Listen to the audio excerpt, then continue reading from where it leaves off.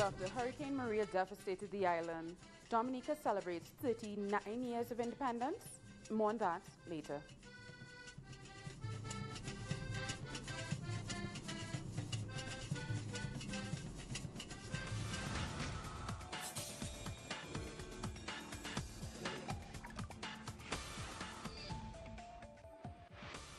Live from Quito, Ecuador, I'm Soini Gray, and this is From the South, the midday news brief from Tell Us Your English.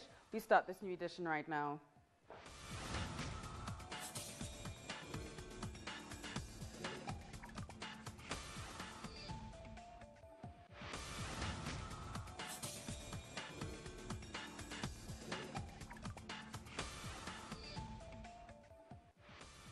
Venezuela is to restructure its debt. The government has announced it is inviting all international and domestic creditors to a meeting in Caracas on the 13th of this month to discuss the terms of the restructuring. President Nicolas Maduro said the move was made necessary by the United States' financial aggression against Venezuela. He said his government wants to pay its debts and was already making a payment of $1.169 billion due on bonds issued by the state oil company. First thing tomorrow, on Friday, November the 3rd, the PDVSA 2017 bond payment will begin. But after this payment, as of today, I decree a refinancing and restructuring of foreign debt and of all of Venezuela's foreign payments. And I will appoint an official presidential commission chaired by Vice President Tarek Al-Assaimi to begin the refinancing and restructuring of all of Venezuela's external payments and the fight against blockade and financial persecution against our country. Our intention is to continue fulfilling our duties internationally, but our intention is also to stop the financial persecution by banks and international organizations against Venezuela. So for more on Venezuela's debt restructuring, we're joined by Telesio's Pablo Bebanco. So Pablo, why is Venezuela going for this restructuring now? Yes, Soini, this announcement from Venezuelan President Nicolas Maduro comes just months after U.S. President Donald Trump passed the latest sanctions against a South American country. These ones designed to affect the country's ability to accrue debt and also to restructure part of the debt that it already has. Now, Venezuela for the last couple of years has had problems accessing credits and international markets, despite the fact that the country has paid over $70 billion in debt, has made these payments in a consistent and timely manner, has one of the lowest GDP to debt ratios in the region at 23.9, and has billions of dollars in collateral to put up to that. Now, despite all this, the country has been hampered by low credit rating and constant talk of default.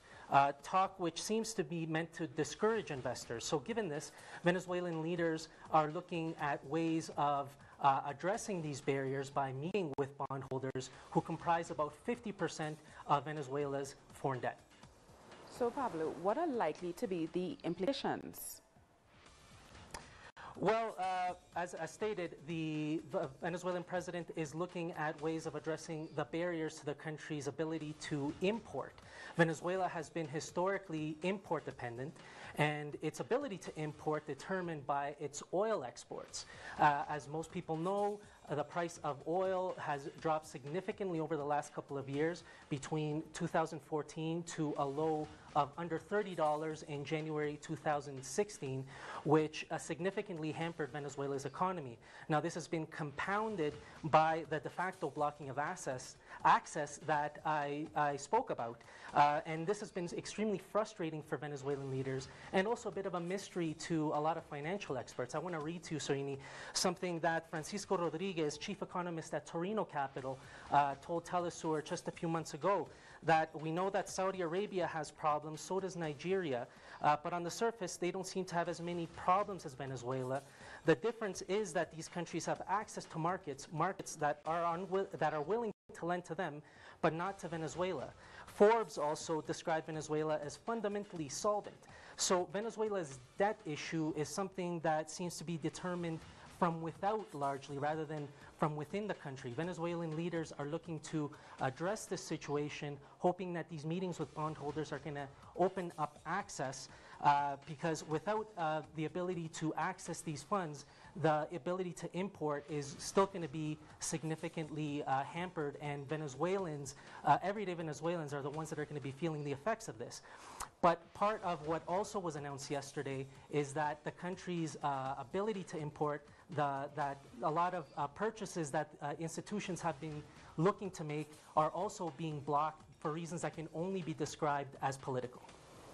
Thank you so much for that explanation. That's Pablo Babanco.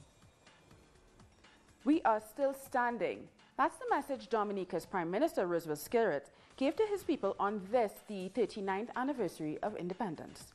The country was simply devastated by Hurricane Maria just over 1 month ago. Rebuilding has been slow, but it has been happening. So the message the Prime Minister wanted to deliver to his people was of the importance of resilience and faith. Not surprising for an island that suffered losses worth 200% of its GDP and has seen most of its infrastructure brought to ruin. In this solemn moment, let us all, Dominicans who reside here or abroad, let us choose to renew our pledge to the service of Dominica, her people, and to all humanity. Let us choose today to let us together renew our pledge to fight poverty and ignorance, to build a progressive and prosperous nation, and to invest in institutions that safeguard justice and opportunity for all. Our nation's doubters will say, what is the point of such a small country having such high ambition at such a low time like this? But we say that the measure of the greatness of a nation is not its size or what it aims for in comfort, but what it strives for in crisis. Hurricane Maria struck the island on September 18, causing unprecedented damage. 25 people were killed by the hurricane out of a population of 69,000. Some 80% of Dominica's buildings suffered damage. 100% of the island's agricultural sector was destroyed. 25% of Dominica's economy is based on agriculture, including the export of bananas and other products. Unrest continues in Haiti's capital of Port-au-Prince as thousands took to the streets to protest against the ruling party and the 2017-2018 government budget. Protesters marched to the UN mission in Haiti, barricading roads with burning tires and rocks along their way. They were demanding the removal of Haiti's president, Jovenel Moïse. Protesters claimed that the measures contained in the 2018 national budget favored members of the parliament while increasing taxes for the rest of the population. Guyana's opposition took placards and chanted during President David Granger's address at the opening of Parliament. As President Granger gave an account of his government's performance and listed their plans, the opposition shouted him down. Opposition leader Barak Jagdeo said the president had been engaging in polarizing action by, among other things, rejecting their 18 suggestions for the chairman of the Elections Commission. Granger persevered with his speech despite the interruption and addressed Guyana's diplomatic engagements with Venezuela over border disputes. The Minister of Foreign Affairs met the United Nations Secretary General's personal representative on several occasions. We are engaged at present in a renewed good officers process. We are confident that the common commitment of the government and opposition will eventuate in strong national support for a juridical settlement of this controversy, a controversy which has impaired the development of our nation. More news in a minute. Stay with us.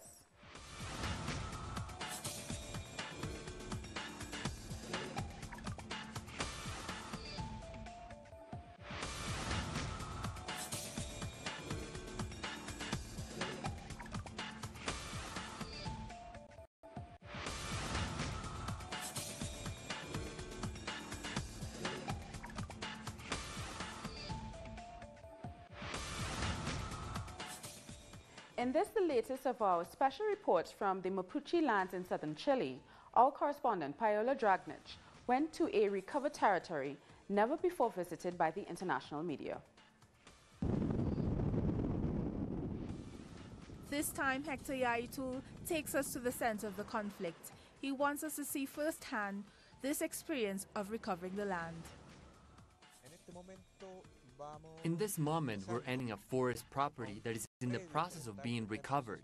This land was the beginning of what was known later as the first truck burning in the Wallmapu, in the Mapuche territory. A milestone that's almost 20 years old and which set a before and after in the Mapuche fight. We're on the Pidenco land in the Araucanía region in the south of Chile. Legally, this territory belonged to the Arauco Logging Company, but the Mapuche communities managed to recover ownership because these are their ancestral lands. That's why this area is in the process of being recovered. Here, with this territory back under their control, they say they're willing to die before they'll give it up again. And that they will throw out and are already throwing out the logging companies that have occupied their traditional lands, both during the Pinochet dictatorship and during the democracy that followed. There are thousands of hectares still occupied by these pine plantations, now burnt or dried up. The process of recovery is moving forward, but it is their spokesperson, Ofrelina, who is able to talk to us. We can't show our faces because otherwise we could be persecuted. Today the political persecution is huge, the repression too. Here the state throws everything at us.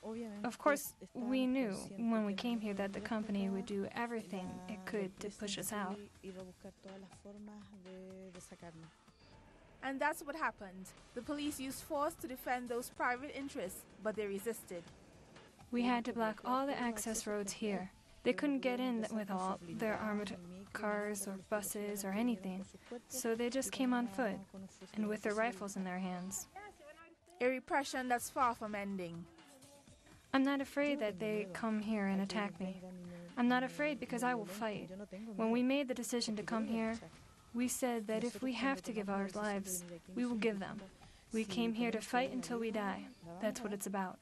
And while they live with the threat of repression, they are building their community and reviving their ceremonies and their ancient lifestyle. We obviously have to take the resources we have here, and we will keep doing so.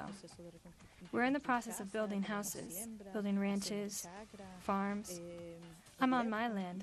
I came here to live. Their convictions are so strong that the purchase of indigenous territory as a solution to the conflict has become a big opportunity for speculators. So I also ask, who's stealing from who here? The recovery should be based on giving back our land, on the removing those who invaded it. The state should be expropriating the land from the companies and returning it to us. But without paying the companies, why are they getting paid if they don't own these lands? This is absurd. It's ridiculous. It's disgusting. An organization that has been criminalized as terrorists in Chile, but which today has decided to tell the world the real objectives of their land recovery. The Cuban Foreign Minister Bruno Rodriguez has again denied the existence of alleged sonic attacks against U.S. diplomats who suffered health problems in Havana. At a press conference in Washington, he dismissed the hypothesis that the acoustic attacks caused the health issues reported. He said there was not a single piece of evidence for such a thing and that the theory was a malicious lie designed to damage Cuba-U.S. diplomatic relations. There is no evidence. There is no evidence whatsoever of the occurrence of the alleged incidents or the cause and the origin of these ailments reported by U.S. diplomats and their relatives. Neither is there any evidence suggesting that these health problems has been caused by an attack or any sort during their stay in Cuba. Our correspondent Laura Prada has more details from Havana. Hello, yes, indeed. Yesterday, Cuba's Foreign Minister Bruno Rodriguez held a press conference where he stated that Cuba has no responsibility on the so-called sonic attacks that caused health problems to U.S. diplomats. Trump and officials of his government have accused Cuba's government without presenting any evidence and using this as a political excuse. This, besides the new adopted measures, this past 16th of June has caused a major rollback in bilateral relations. The press conference held by Cuba's Foreign Minister Bruno Rodriguez was one day after the vote that took place in United Nations, calling U.S. to end the blockade against the island. This is all I have for now. I get back to you. Laura Prada in Havana. A new report in Honduras says senior public officials and executives of an energy company were behind the murder of the indigenous leader and environmental activist Berta Caceres. The report by a group of experts, Guy Pay, used phone records of those who carried out the killing in 2016 to identify their links to the officials and the company, Energy Developments or DESA. Caceres had been campaigning against the construction of a hydroelectric dam. Able to conclude that the murder of Berta Caceres was not a random event, but was deliberately planned with the involvement of top executives of the company DESA. It was part of a systematic attempt to silence the opposition against the dam project. There was a criminal scheme which involved not only the DESA company, but also the Honduran security forces. And the U.S. government is involved too, because they have a policy of military aid and funds to assist the Honduran security forces. The results of this report are not a surprise for us, because we have always said that the company DESA was responsible for our mother's murder. We were aware of the fact that they were after her. But what is indeed surprising about the report is the evidence presented in the WhatsApp messages from DESA Group, in which they openly talked about her murder without any fear of being caught.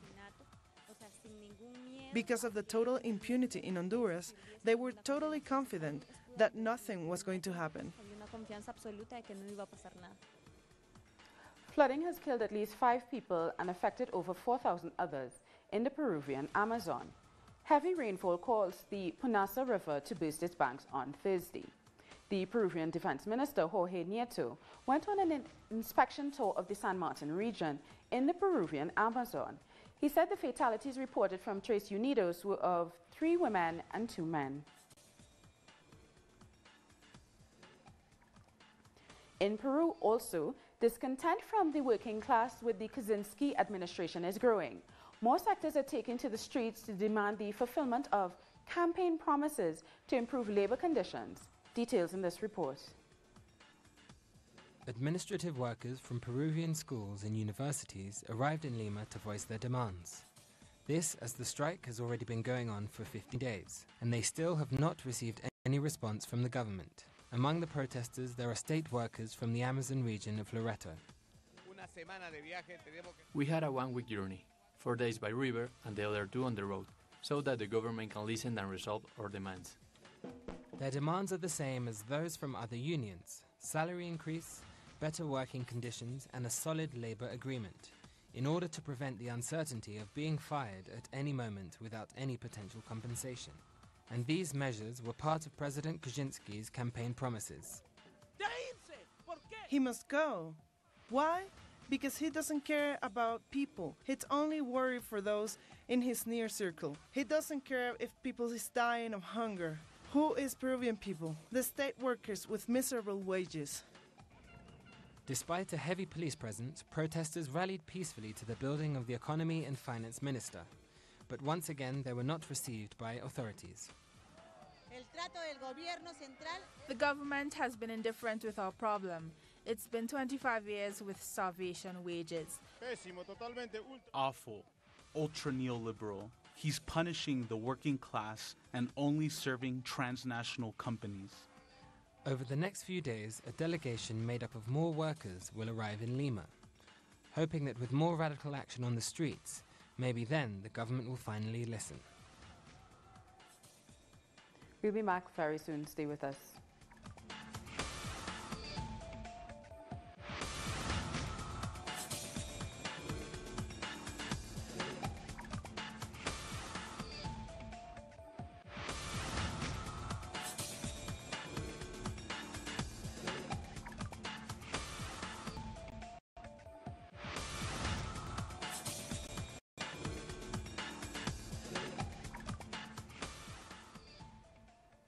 Donald Trump has no plans to tone down his approach to North Korea, according to his national security chief, as the U.S. president sets off on a major trip to Asia.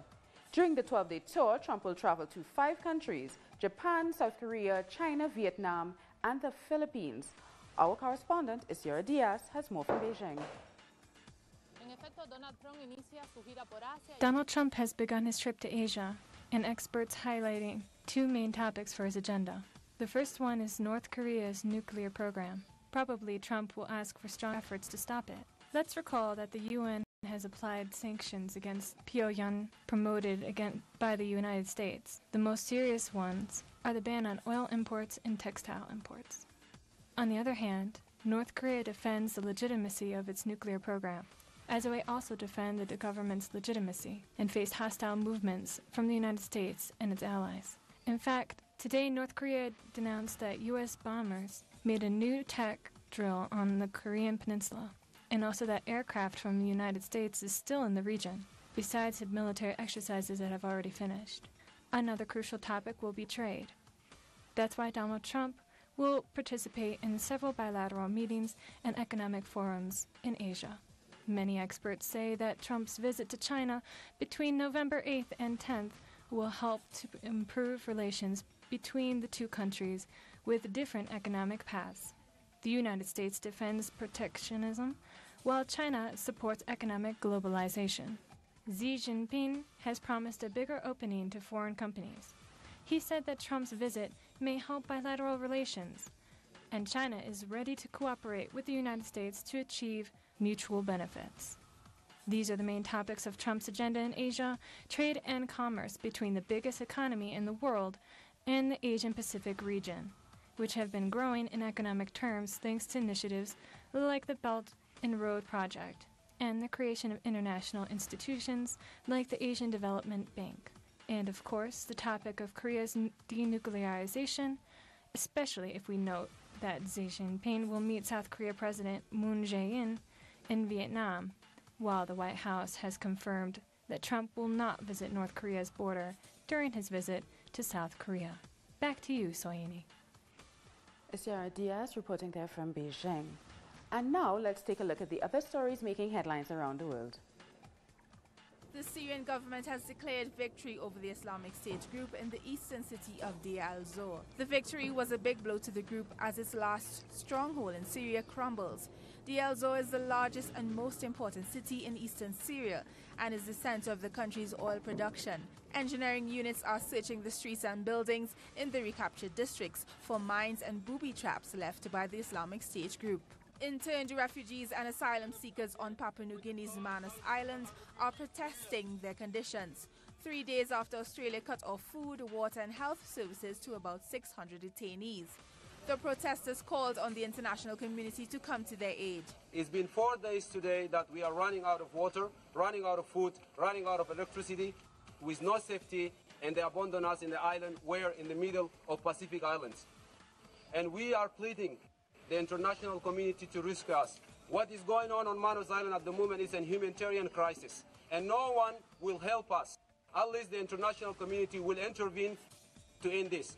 U.S. President Donald Trump's @RealDonaldTrump Twitter account was deactivated on Thursday by a Twitter employee who was leaving the company. Trump's account was down for 11 minutes before it was restored, according to the social media company.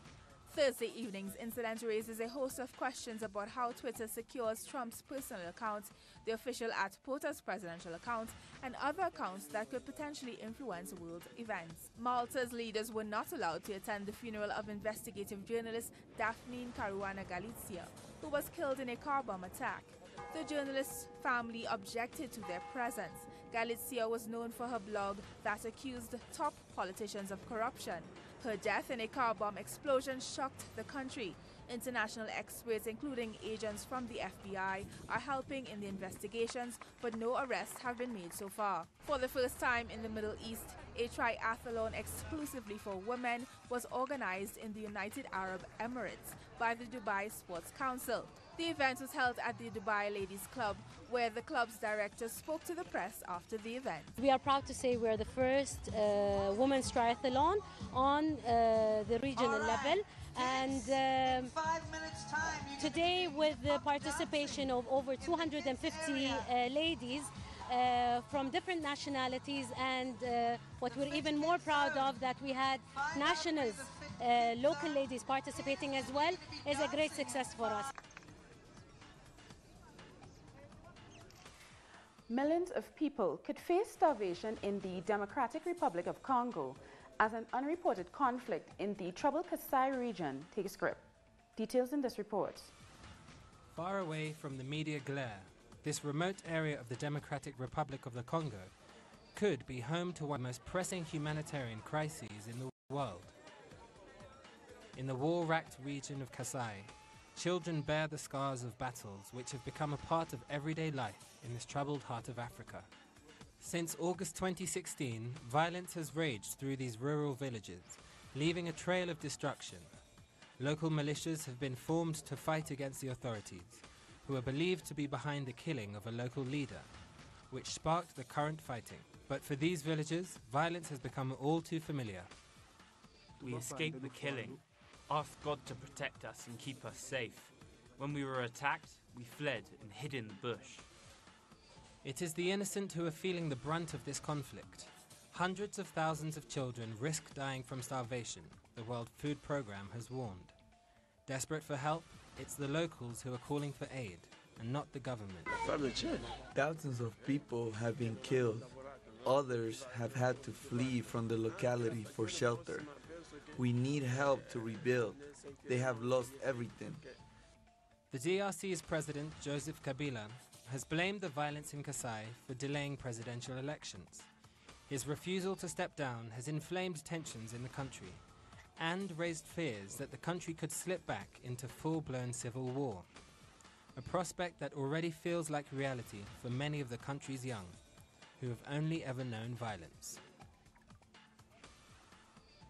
We've come to the end of this Midday News Brief.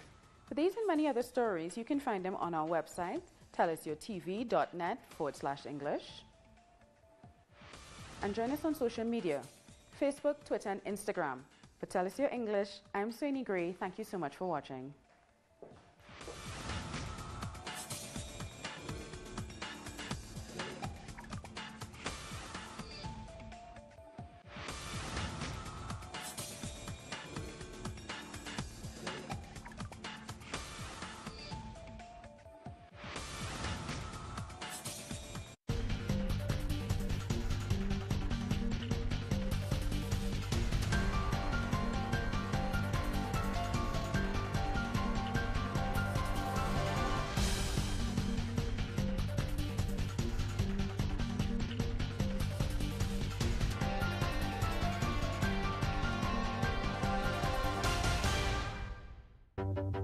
With developing events being presented through analysis. Our coverage transcends borders.